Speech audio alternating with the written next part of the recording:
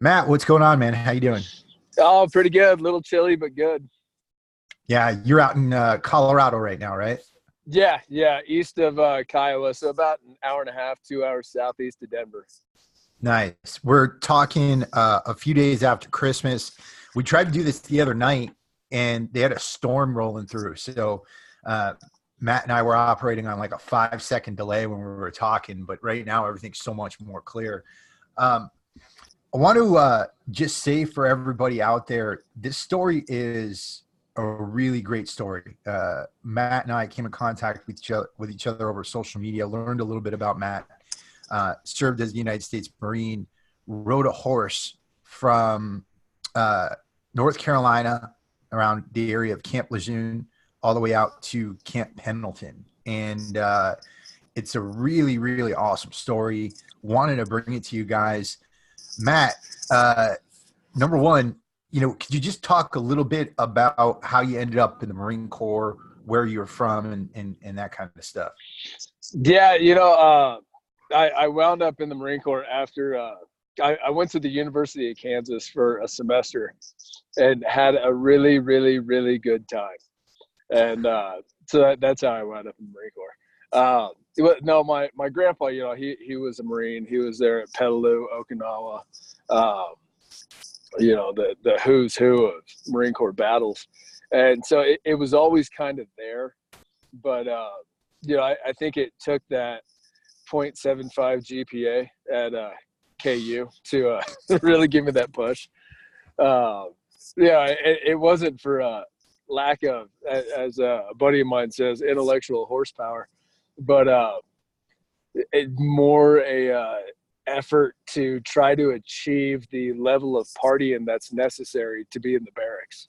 So that's how I wound up there.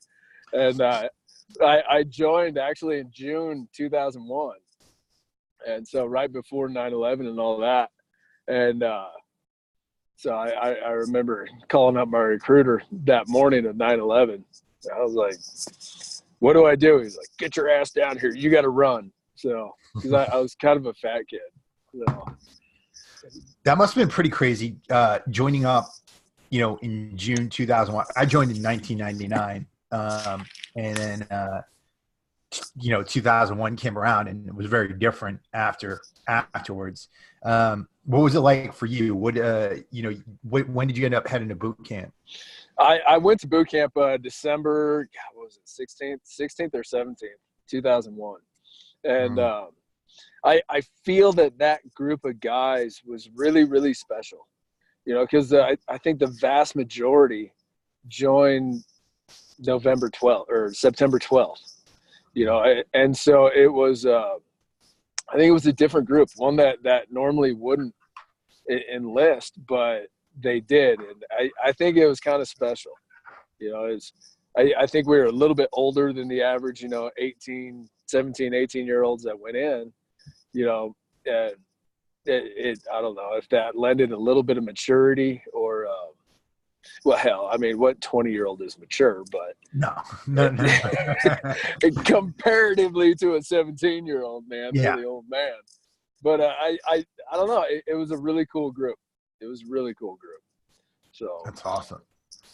Just yeah, and then heading to boot camp the week before Christmas, and yeah, they got me with the old. We'll give you a little bit of a bonus if you go before Christmas, and we'll make sure that you see that in 3 years. So that's awesome. yeah, it was good times though, And then so after boot camp, the whole deal, and I always look back at boot camp fondly, man. They fed you every night. They made sure you slept, and I mean, sure, you did push-ups and got yelled at, but I mean, Yeah, we've no all matter been, what, you were going to get 8 hours of sleep. No matter what, you yeah, were going to get. I mean, you might have had 2 minutes to eat, but you were gonna get your meals. You know what I mean? Like, yeah, exactly. And boot camp was pretty easy. I mean, especially, the whole, as long as you know it's a game and you're never going to do anything right, you're good. and So you were in San Diego, not Paris Island, right? yeah, San Diego. So Nice. then after that, went to SOI, and then to Golf Company, 2nd Battalion, 5th Marines. So Nice. Yeah. I absolutely loved SOI. I thought it was the coolest oh shit. thing ever, you know? Cause I don't know. I loved SOI. When I look back and I think of my favorite times, that was awesome. Yeah. Yeah, it was pretty chill. That's the first time you really get to play with actual machine guns, and it was good times. And they're like, oh, these hikes are gonna be brutal, and then you get to the fleet and you're like, oh, I'm not gonna have any knees left. Yeah, exactly. So from there you get out, you end up going on a couple of deployments, and what was that like? What was your time in the Marine Corps like? The first deployment was the initial invasion over there, 03, March 03 or whatever. And I still have General Mattis's letter that he gave us, which Mattis, man, I love that guy. And that the first deployment guy, it was like a glorified drive-by. I mean, we were just laying tracks, trying to get wherever, and sitting up in the tracks. It sucked, but it didn't suck in the same way as the second deployment. Then my second one was to Ramadi, 0405, and that one, it was that one was legit. We there was quite a bit of fighting. We took quite a few casualties, and it was a fight. It was a good fight. One of my proudest things was all my boys came back, and at the end of the day, that's all we can do. So I got pretty damn lucky there. And like I said, I think my squad was a pretty special group, and I think we just meshed perfectly. So we all came home. But there's this song that Casey Donahue, he's a Red Dirt, Texas guy, put out recently. It's called oh God, how's it go? He said he made it home, but he still ain't made it back. And I think that applied to me and a lot of guys. So when I got back, I still wasn't present. I still wasn't here. I was still in that mental headspace of being over there and hanging on to those things and not being able to live in the here and now. And in doing that, chasing that high, chasing that rush, we talked about before, I think everybody that comes back has some kind of drug, be it booze, pills, whatever, horrible, terrible women. That was my drug, booze and bad women. And Booze and bad women. yeah, they'll kill you every time. Yeah, I've been on those drugs before. Yeah, I think we all have. Did you stay in for a while after you got out? Did you have time left in, or did you head back to Colorado pretty soon after that? It was pretty soon after we got back. God, I want to say April of 2005, and I had enough terminal built up and a friend at admin, so I got out pretty shortly thereafter. So it was several months back in Cali, and then boom, go home. And so the whole going home thing, you were still kind of jacked up and not really calm and ready to re-enter civilian life. Yeah. So this is a big thing I want to ask you, because I think I want to get into the mindset for those guys who are still in, right? The guys who are about 10 years younger than you and I, or I'm saying 10 years, 20 years younger than you and I. Yeah, no kidding. Shit, man.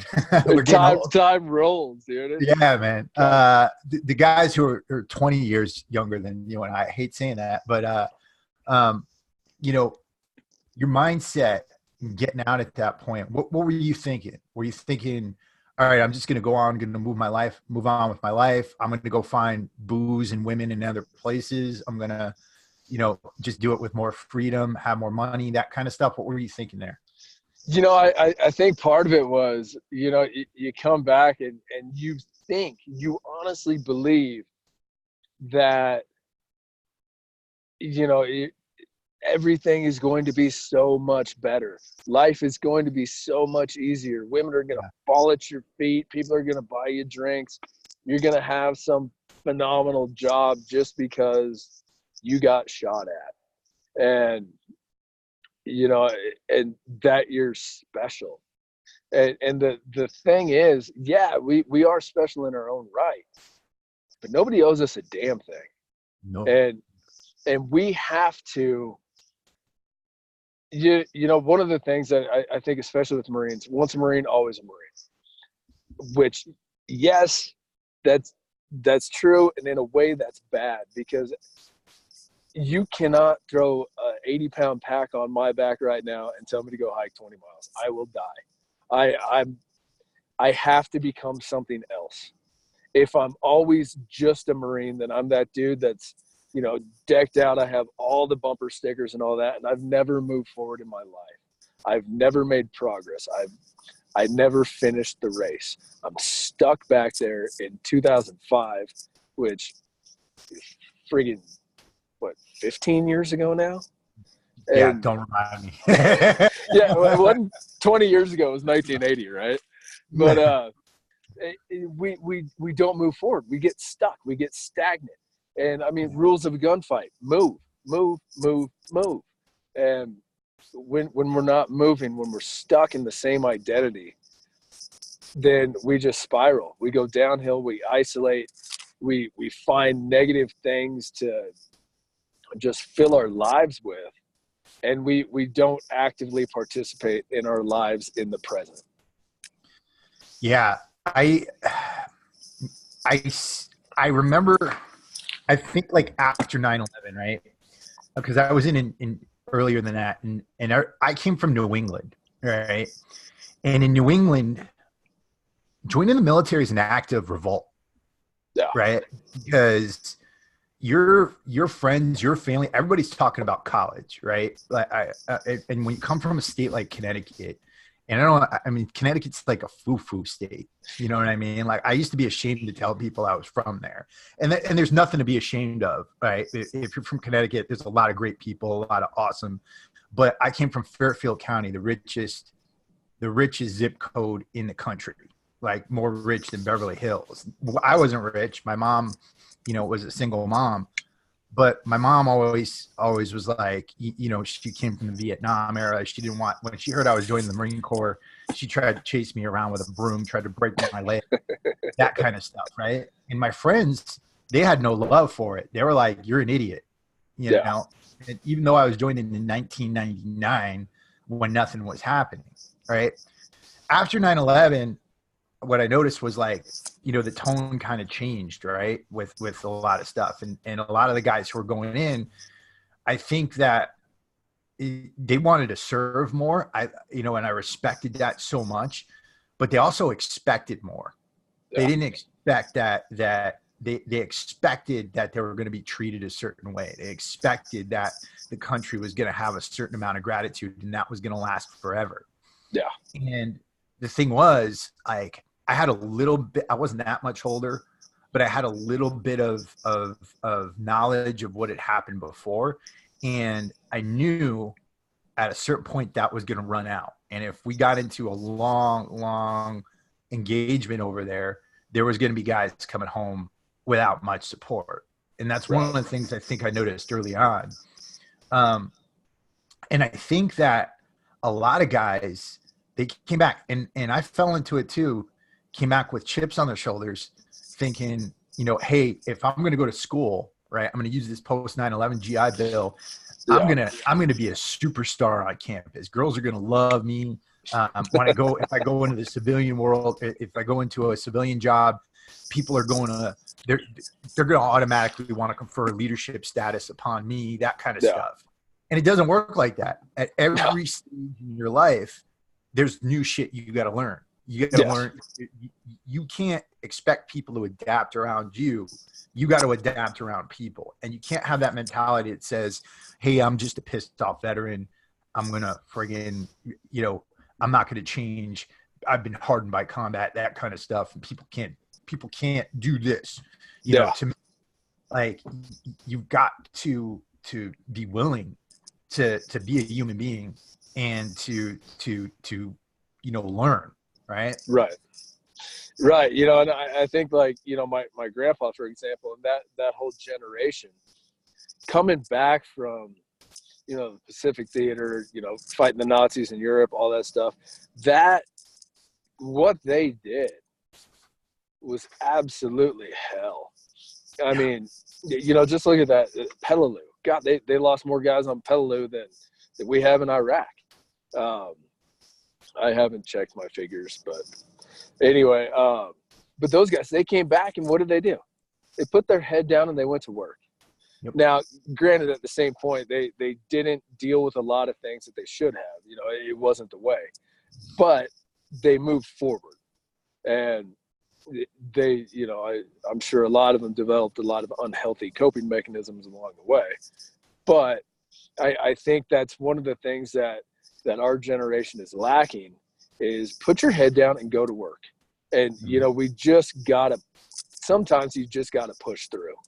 And I find that, you know, out here at the ranch that we run, the guys that we come out, the Marines, to me, seem to have a little bit harder time moving past that identity because of that once a Marine, always a Marine thing. And, you know, there's that old joke that there's only two branches of the military, the Army and the Navy. The Air Force is a corporation and the Marine Corps is a cult.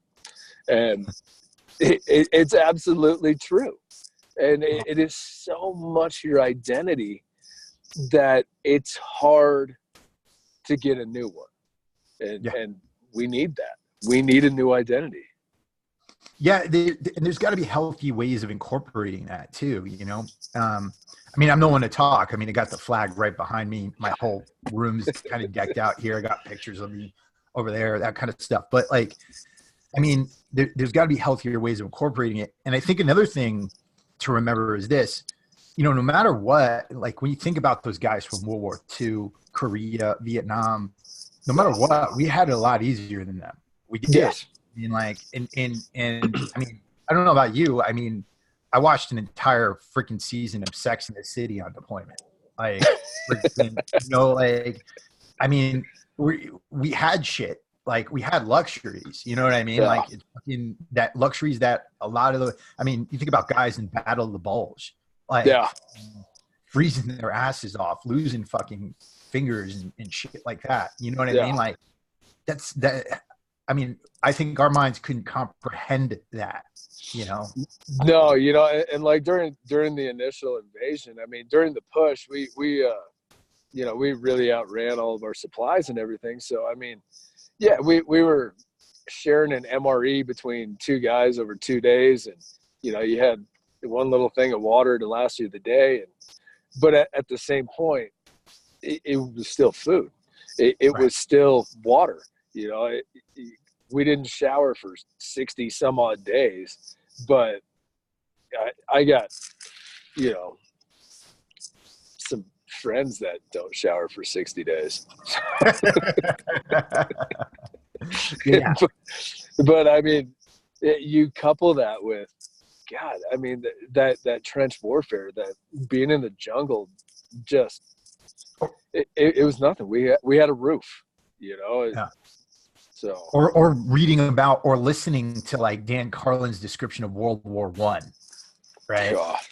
Battle of the Somme, you know, living in trenches that are built out of the bodies of your comrades. Yeah. Right.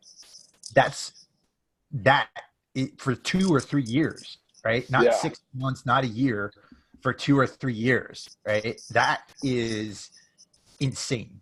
Insane. Yeah. I mean, it can't even fathom what that was. Yeah. Oh man. Well, so you get back and then you fall into this haze of alcoholism, women, bad women. And at what point did you realize that you needed to do something? You know, it was New Year's Eve, 2013. that's where everything came to a head. And, you know, I was sitting there staring at that pistol on the table in front of me. And, you know, it was at that moment where that was an option. That was a strong option. And, you know, then the biggest thing was actually, I was there at my mom's house. They were somewhere else. And I was not going to have her find that. And I wasn't going to do that to my family. And so I made the choice not to. And I called the VA crisis line, and I spoke to somebody there who pretty much just read me a script. And it pissed me off. Because at that point, you know, I just wanted to talk to somebody. But I thought there's probably some guy out there that hasn't made the decision not to. And he calls the one place where they're supposed to give a damn, and they're just punching the clock. And it could have pushed him over the line. And so I went to bed mad, and I woke up mad. And I woke up and just knew that I was going to ride a horse from the Atlantic Ocean to the Pacific. And I was going to do it to try to help these guys, to try to help myself. You know, I needed to take my walkabout, and if I could do it and try to help somebody along the way, then that's what I was going to do. And so at the time, my horse, he was older, and so he wouldn't have been able to make the journey. So I had to go and find the horse that I was going to ride. And I wanted it to be on a Mustang. I'm a farrier full time, so I trim and shoe horses, and I was at this one place working a lot, and they had a lot of these Mustangs that the prisoners down at Canyon City actually trained a lot of them. And there's just something about a Mustang where they are so much more in tune to you than a domestic horse, because they were born wild. They had to be in tune with, you know, their surroundings. Especially, we're a predator. That's what we are. We are predators, and they are a prey animal. So they really, really, really pay attention to you. And one of the best ways to kind of get your mind right and really, you know, come down, so to speak, energy wise, is crawl underneath 1,000 pounds of I can kill you in a heartbeat. And because if you're jacked up, man, they are too. They sense it, they feel it. They're nervous, they're excited, they're in preservation mode. And so you have to, with your energy, bring them down with yourself. And so they really taught me that. And so I found this horse. He had about 30 days training on him. And he was this black Mustang named Crow. He came off the red desert of Wyoming. And the first time I crawled on Crow, just to try him out, see how he is, he tried to buck me off. And I was like, yeah, this one will do. And so I spent the next about year getting him ready to go. And so we started, me and Ray, he's an old cowboy friend of mine that I've known since I was 4 years old. We started May 1st in Surf City, North Carolina. So, and we had, at the time, Crow, and then Ray's horse, Tequila Sheila. And she'll kill you too. But and then we had our pack horse Roy.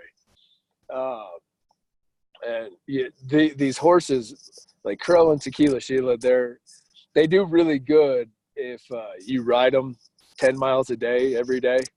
But if you give them a couple days off, they're going to try to buck your ass off. But they're gritty, they're tough, and you need that. I mean, we were looking at putting 2,800 miles down on them. We needed gritty, we needed tough, and you know, I have a saying: know the horse, know the man. Mm-hmm. And they're a reflection of us. And so Crow's kind of an asshole. And I don't know what that says about me, but we get along. And so we step off from Crow has his feet wet in the Atlantic Ocean May 1st, and he got them wet in the Pacific there at Pendelton on November 30th, 2014. Oh, wow. So that's what a 7-month journey, right? Yeah, 7 months. Wow. And so when you're shoving off, you had supplies, you had all this stuff laid out, you had a social media kind of network built up around you so that people knew you were coming, right? Yeah. Supplies wise, we had enough. We had the amount of supplies that we could pack on Roy. So we had about 60 pounds of supplies. And that was all we started with to get across the U.S. And I knew where I was going to stay the first 2 nights. That was it. And so I just get on Facebook, where we were staying that night, and tell them where we were going to try to be. And every single day for 7 months, we had a place to go along the route, and people brought us in, they fed us, the horses mowed their lawn for them. And it was really, really, truly amazing. The number of people that just came out and support.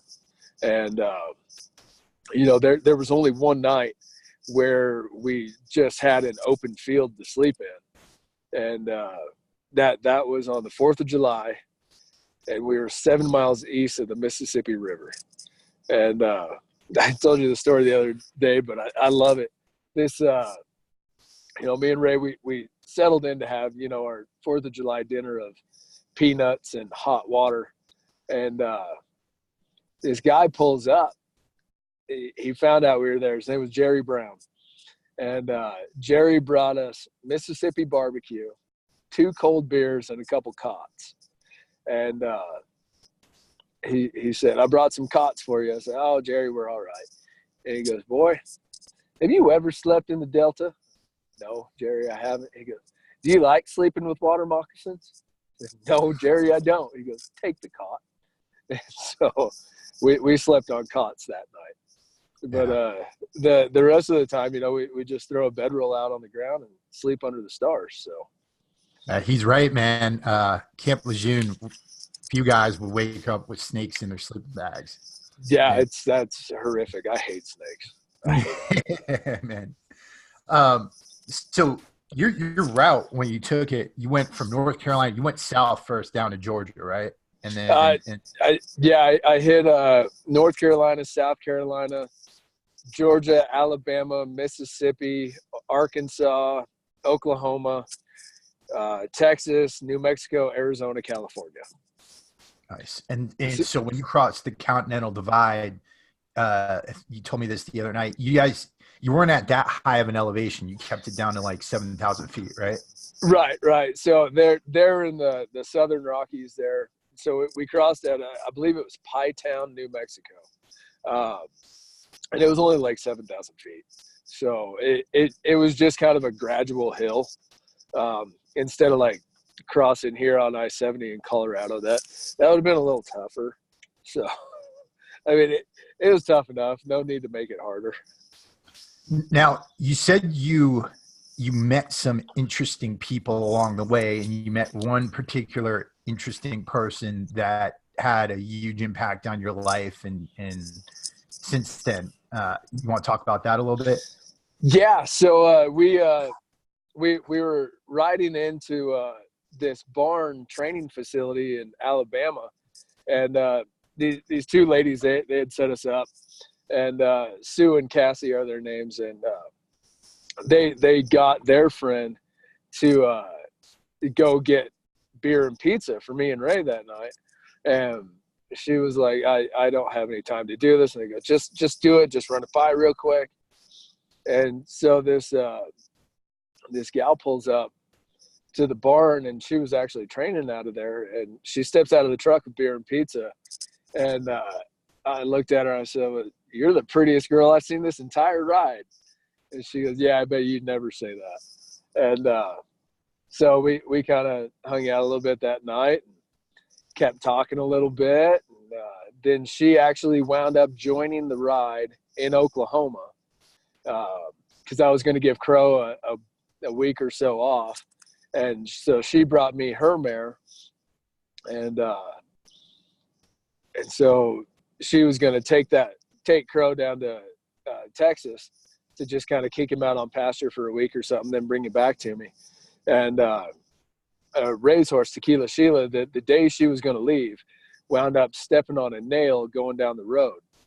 And so she was there with her trailer, so we could dock her on Tequila Sheila and move her up. So she wound up just staying.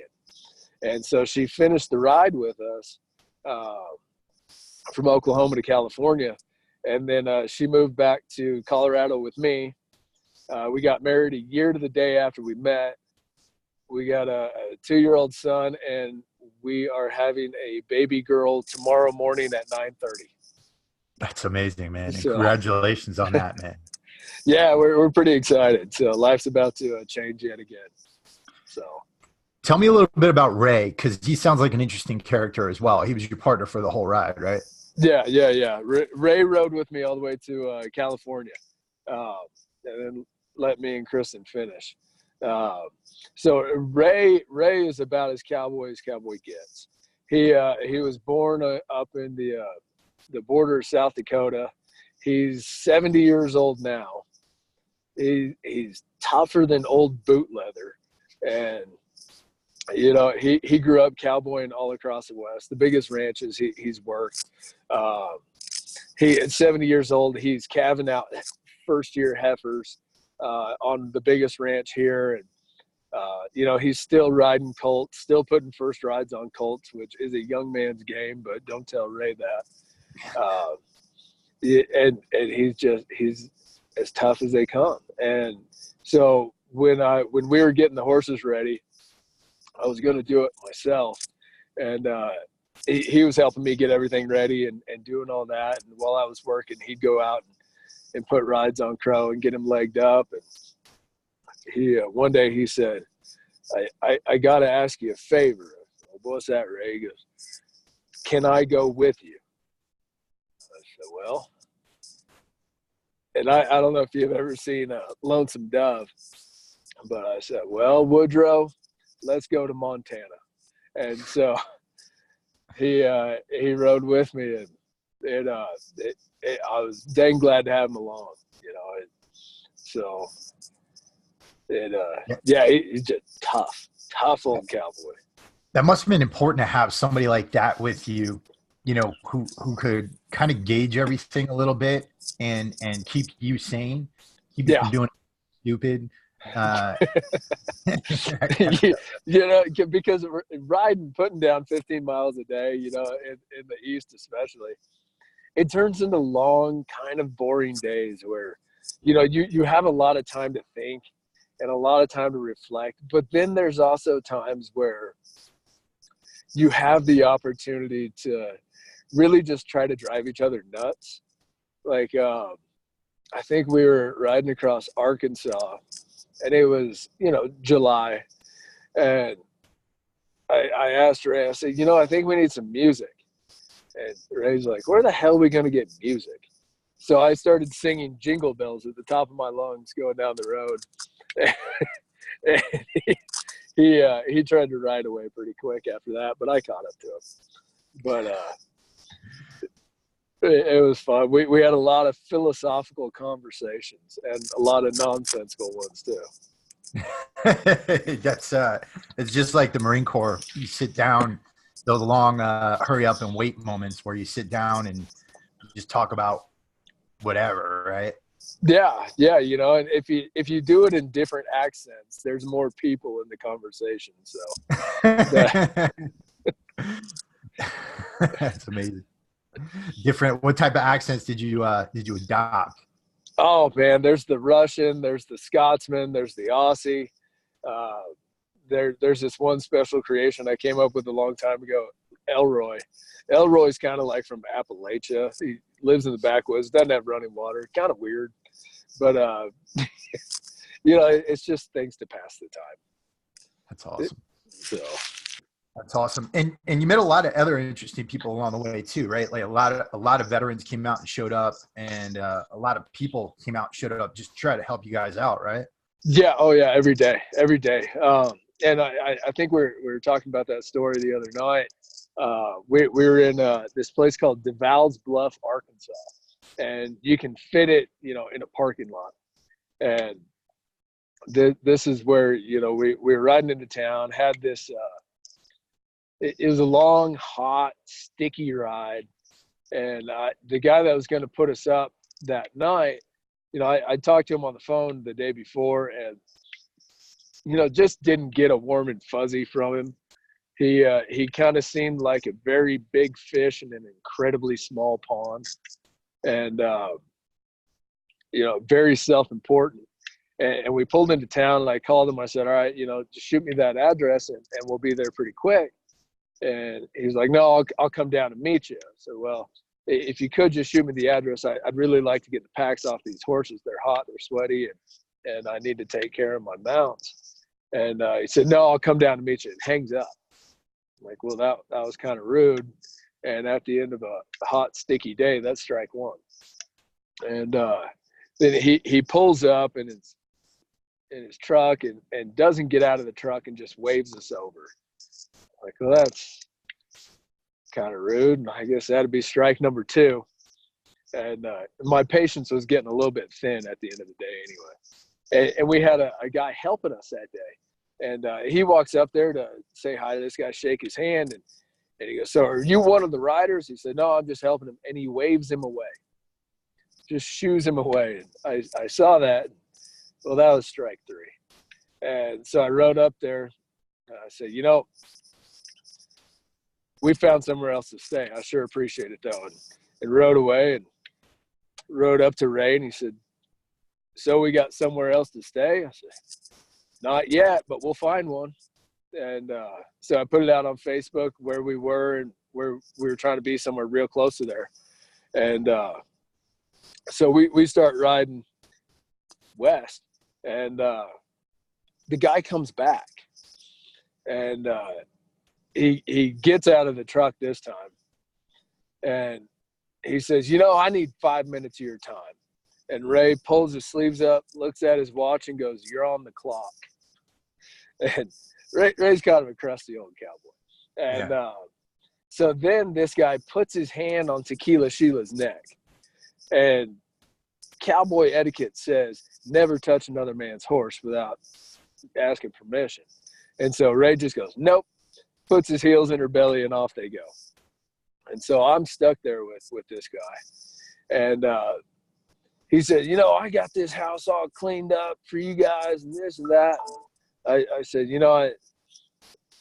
I appreciate it, but you hung up on me. You were rude to the guy that was helping us, and you wouldn't even get out of the truck.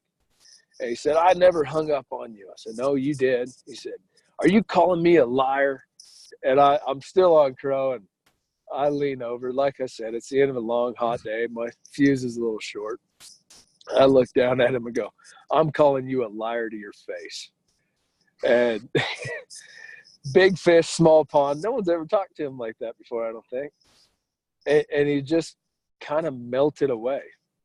And so we start riding, and somebody offers us a place to go. So we go there, and it's this old guy. And we're sitting around talking, and I asked him if he knows what we're doing, why we're riding. And he said, no, I just heard you're a couple cowboys going down the road. So I offered my place. And I told him exactly what we were doing, with the PTSD, the veteran suicide. And he got really quiet. And he said, you see that house across the rice field? He said, my son watched their boy die in Afghanistan. And I don't know how to talk to my son anymore. And we sat up and talked the whole night. And it was all because this guy was rude, and I didn't feel like putting up with it. and something just didn't feel right. And I listened to that, and it put me exactly where I needed to be. And and that was just one day on the ride. You know, things like that happen all the time. And it was so many things that were so beyond my control that just were perfect, that it was truly something special. When you ended up wetting your horse's feet in the Pacific Ocean, what did that feel like? What was that what was that experience like for you? Man, it was so surreal, because they actually opened up the south gate there by Oceanside, so we could ride out to the beach right there past some officers' quarters. And you know, the MPs are right there at the gate, you know, opening it for us and escorting us through. And it was so weird riding onto Pendelton. It was like coming home, you know, because that's where I was stationed. And it was, you're nearing the end of your goal. And you know, I told everybody from the start, I was gonna ride across the United States, ocean to ocean, and here we are fulfilling that. And it was such a long process, and there's so many things that happened along the way that it was so surreal, you know. And we hit the beach, and my family's there, and there's all these people there, and I ride Crow out into the water, and Jesse Laura, who a friend of mine in Southern California, he was a Marine. He was and he's a photographer, an amazing photographer, and he captured this picture right when Crow hits it, and Crow's got his foot up and he's just pawing at the water, and it was just, we did it. And Kristen rides up next to me, and I look at her and I go, well, now what? So it was so cool. It was one of those once in a lifetime moments that just incredible. And you know, that question, well, now what? Right? I know that must have been coming down on you pretty heavy after something like that, because you know, you do something that epic, and then now it's time to go back, and it's time to go back to normal life, right? And that's, the demons don't catch up to you while you're doing something, you're keeping yourself busy. To catch up to you when you got downtime, right? When life is a little bit more quiet and it gets down to routine. What was that next few weeks like for you? And did the demons show up again? And how did you deal with them, if they did? You know, they've never come back the same way. But you settle into, I mean, on the ride, you know, the Facebook page, you know, had 50,000 people on it. People were, you know, hooked on what we were doing, and you know, you got an audience. You feel important, and you come back home, and man, it's time to settle into real life. It's time to go back to work. It's, you know, you got to get up and feed horses and break water tanks and just do the 9 to 5. This is life. And that's hard. It's hard to go, you know, just like coming back off a deployment, where you have mission, you have purpose, you have drive and clarity of vision to just life. And, you know, combat was easy. You had a specific goal, you had a specific mission, you were surrounded by a group of like-minded individuals that will fight and die for you. And then, but life is just life. It's anticlimactic. There's no this is exactly what you have to do today. This is exactly your purpose. This is exactly your mission. This is exactly who you are. Life is just what you make it. And it's boring, and it's just the everyday. And so that's hard. It's hard living in the everyday, not super exciting. So it was, just finding the new mission, finding the new purpose. And, it's what makes this life worth it? How do you make this world better? And like we talked about the other day, I think that when you are living in a space where the only thing that you're trying to make better is yourself, you're missing the point. You're missing the boat. I think a life in service of trying to help other people is so much more fulfilling for other people, and you get so much more out of it. And the guys that come out to the ranch, I believe that we help them quite a bit, but at the end of the day, I think I get at least as much, if not more, out of it than they do. When we are in service of our brothers, we are truly living. So you started this program. You have veterans actually come out and they work with horses. They put labor into the ranch and everything like that. When did you start that? And how do people get in touch with you if they wanted to come out? It started just a few months after the ride. Came back home, and then another guy from my company killed himself. Another name up on the board, so to speak. And it was like, we did this entire thing, and it's still happening. So we got to do something more. And so I started Valhalla Ranch. It's run on our place, and we do have our nonprofit, and so we bring guys out and basically, for lack of better words, do cowboy shit. We push cattle, we doctor on cattle, we go ride, we fix fence, we muck stalls, we bang on steel on the anvil, because being a horseshoer, I do a lot of that. And we work, we get tired, and at the end of the day, we have a sense of accomplishment. We have, something to be proud of. We did this today. We got this done. It's on Facebook, MK Horsemanship / Valhalla Ranch. So it's kind of our training page and the veterans program all one piece.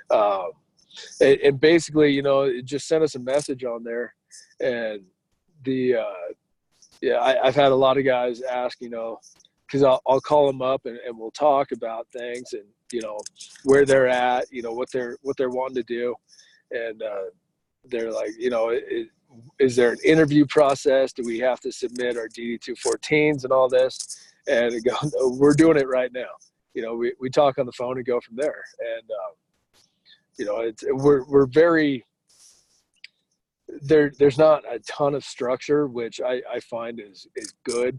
We can kind of tailor things to each individual guide and follow a rigid program. And, if they want to ride, we're going to ride a lot. If, they want to sit around the campfire and not say a damn word to anybody, we'll do some of that too. There's no leather couches to sit back and talk about our feelings and our deep-seated childhood emotions. Because that is way beyond my scope. And, I did the whole therapy thing right when I got out. And I told you this before. I literally had this wormy little dude in a tweed jacket with the leather patches.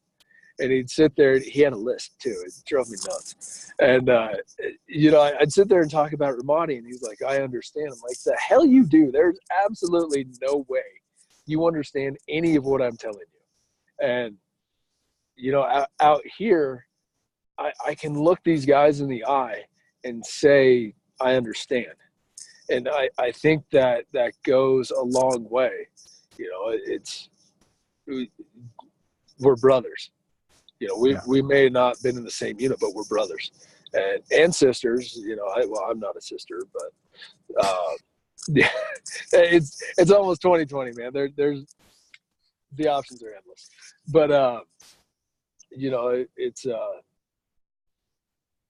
I think being around each other is so key to moving forward. You know, I look at, you know, programs like the VFW and things like that, you know, and they were so popular with the older generation, and they did so much just bringing guys together. And, you know, I think now they're struggling with this younger generation. But what I have noticed a lot of is like motorcycle clubs. Motorcycle clubs are huge now. And I think it's great. You know, these guys are getting together, and they kind of, they're just brothers getting together. And I think we need that. I think we need the camaraderie of being around each other. And I think that's so key. And we know each other, and we're not alone. And, you know, like coming back here to Kiowa, I think there's like 2 or 3 guys that serve, and, you know, we're all so dang busy. We never get a chance to just hang out and stuff, but it's, you come back and I think you're alone. You know, sure, you got your friends and family, but you don't have your brothers that you know will die for you. And I think that's such a huge thing. Yeah. You know, I think in a lot of ways, we're so much more isolated now. Like, even though we're connected via social media, even though you and I are sitting here talking into plastic boxes, and we're about, you know, 700, 800 miles away from each other. And, you know, I think that we live in a time and a place where if you don't want to speak to a live human being for, you know, an entire day, you don't have to. Right. And that's a little bit crazy, because we're tribal people by nature. Right. Yes. We need people around us. We need other people. As much as you want to say you hate other people and you want to be left alone, the more you do that, the more you're hurting yourself. And you got to force yourself to get out there, to meet people, to talk with people, to interact. And if you're not doing that, you're going to lose part of yourself. Right. Yeah. Yeah. I definitely think so. You know, I think that the isolation is such a big deal. You know, you guys sit there and in some dark room playing video games, yelling at somebody on Xbox or something, and they're not doing anything active. And I think, you know, the one thing that we say out here at the ranch is a tired body makes for a tired mind. You know, sleep is such a huge deal for so many guys, but what are you doing to make your body want sleep? Sitting on the couch, drinking, and playing video games doesn't make your body tired. It just has a completely negative effect. You got to get out. You got to move. You have to do something. I mean, you just sit around and get fat, and which adds another dimension of depression, and you just spiral and isolate further and further and further, and that pistol on the table gets closer and closer and closer. Right. Right. So right now, like you said, you have a child coming tomorrow. You got a son.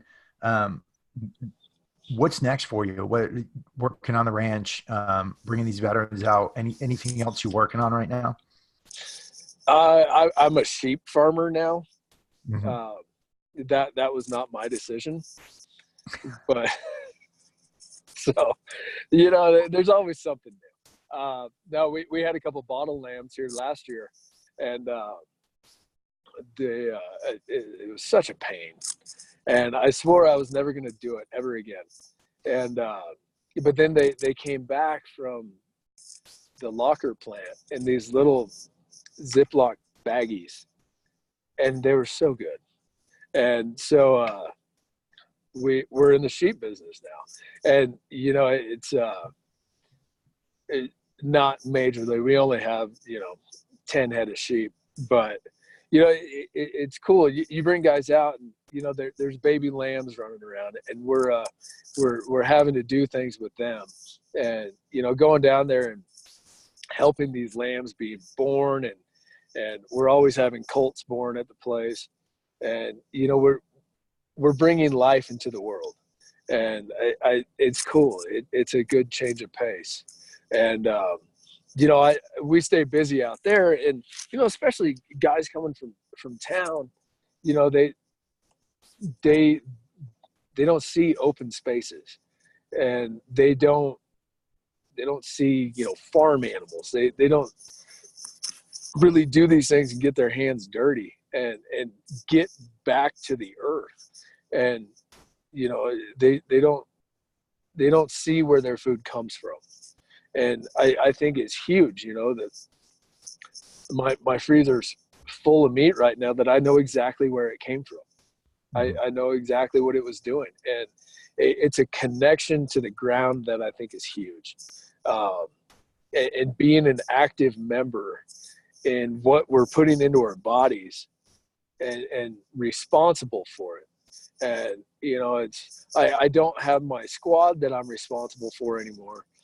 But I have a lot of animals that if I don't feed them, they don't eat. And so it's just keeping the ranch going and just building the ranch and having guys come out and be a part of that and have some ownership in it. A friend of mine that I made, he's come out here probably about 4 times to the ranch, and he helps me build pens and do this, and he has some ownership in it. And I think that's giving them some responsibility, some pride, and just being a part of something. And I think that's, we're just going to continue what we've been doing, and keep building. So that's amazing. Are you planning on putting any of this down on paper, writing a book or anything like that? Oh, at some point, on the ride, I would make, entries on Facebook like every night, and it was kind of keeping a diary, and kind of saying where I was coming from, and my journey back to the land of the living, so to speak. And so I do that every night. It was I could pretend that nobody would see it, so I could just mental vomit, so to speak, on the page. And even though 50,000 people were seeing it, but I could convince myself nobody did.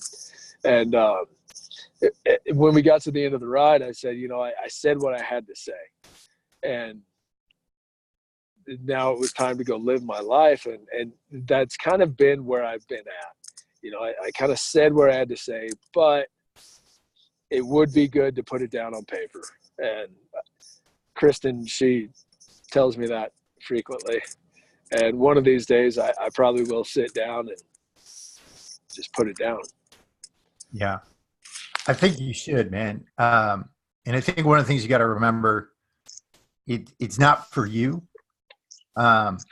It's for, not just our generation, but you think about it right now, Marine Corps, the Army, they're transitioning to garrison right now, right? Those guys, haven't been around in the 90s, and you being in Marine Corps for a couple of months before 9/11 kicked off, you remember what garrison's like. People lose not the combat skills because they're still training, but the mentality and those little things about coming home and what it's like, and there's a generational disconnect. And I think the more writings that are out there, the more chronicles like this, the better they're going to have it, Right.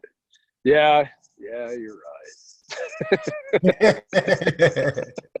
So hopefully, man, we'll see a book at some point. Where can people find you?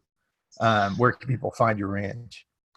We are 7 miles east of Kiowa, Colorado. So, and like I said, the Facebook page, MK Horsemanship. So Mike Kilo Horsemanship. dash Valhalla Ranch. You can find us on Facebook there. And like I said, if guys need help getting out, we have funds in place to bring guys out,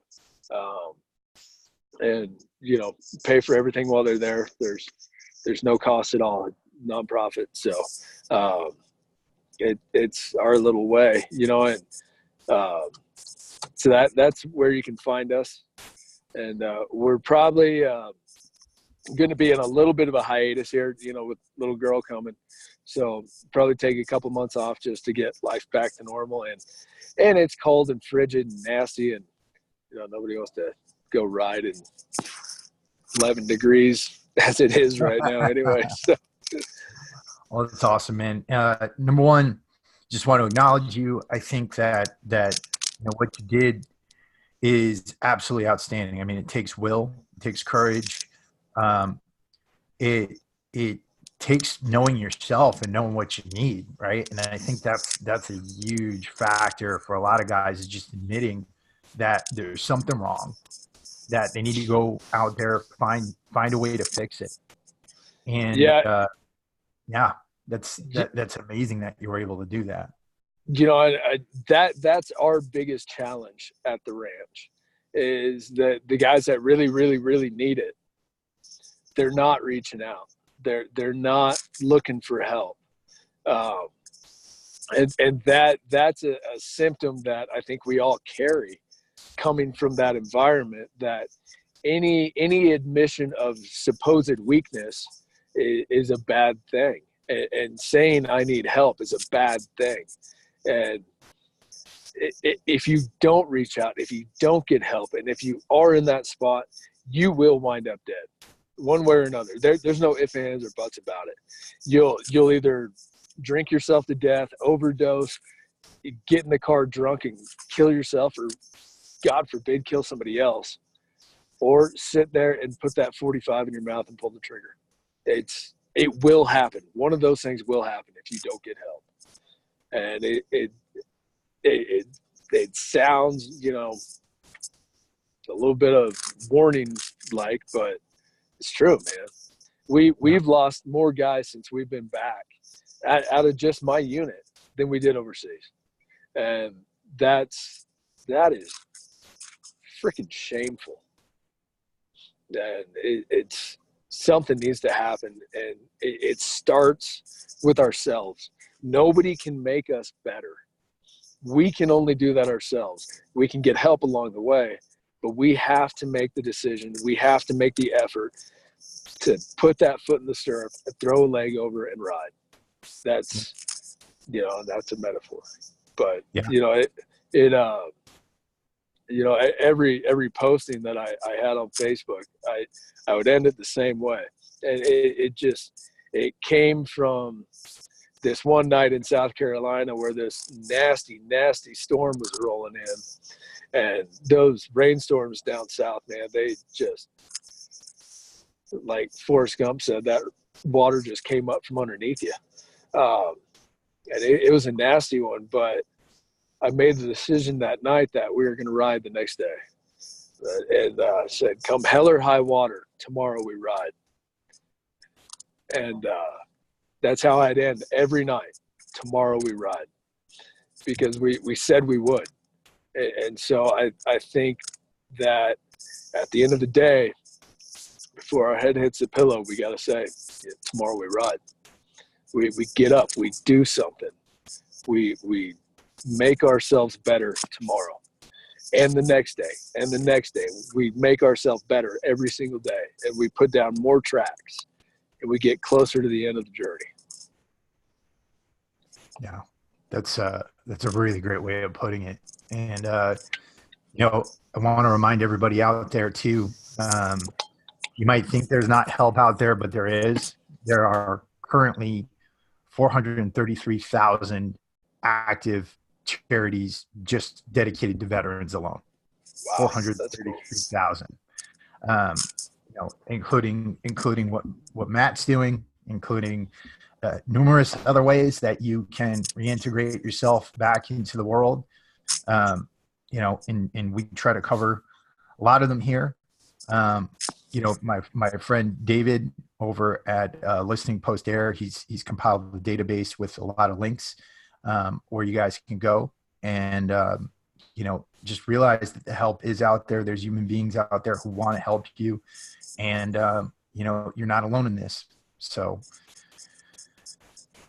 Matt, thank you so much for coming on today to talk about this journey, and thank you for everything you're doing to help the community, and thank you for your service. Um, and you know, to everybody out there, you know, take this stuff to heart. Don't sit there and wait. Don't sit there and do nothing. Take some action in your life, and realize that you're the only one who's going to be able to pull you out of this. Not the government, not some angel that's going to fly down from heaven and do that. It's going to be you. So, any last words, Matt? Man, it was a pleasure to be on here. I'm sure glad we finally got this accomplished. After, you know, it gets windy out there and it blows my smoke signal away. So that's cool, man. That's cool. I'm glad we got a chance to do it too. And to everybody out there, you know, get out there, live your best lives while you can. Go to bed tired every night, and you know, we'll keep doing what we do here. We'll be back at you later on this week with some more awesome content. And this is Chris and Matt, and we are out.